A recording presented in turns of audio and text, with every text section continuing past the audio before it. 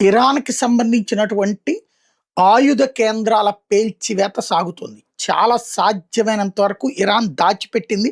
బయటికి తెలియకుండా ఉంచింది. కానీ అటు ఇంటెలిజెన్స్ ద్వారా సేకరించిన సమాచారం కావచ్చు, లేదా ఇప్పుడు యుద్ధ సందర్భంలో పారిపోతున్న కొంతమంది సైనికులు వాళ్ళకి దొరకడం వల్ల కావచ్చు, దాన్ని బేస్ చేసుకుని అటాక్స్ అయితే మూవ్ చేస్తోంది. ఇజ్రాయెల్ తాజాగా ఇరాన్‌కి సంబంధించినటువంటి ఆయుధాగారాలను పిలిస్తే అమెరికా అదే సందర్భంలో మరొక వైపున అక్కడ మిస్సైల్ లాంచర్ సెంటర్లు పేల్చింది. ఒకేసారి మిస్సైల్ స్టోరేజీ వైపునేమో ఇజ్రాయెల్ పడింది.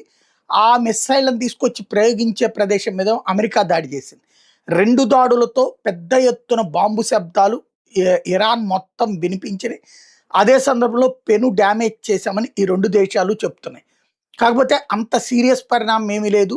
వాళ్ళని మేము దారిలోనే ఇంటర్సెప్ట్ చేసాం. At the same time American సైన్యం మాకు చిక్కారు.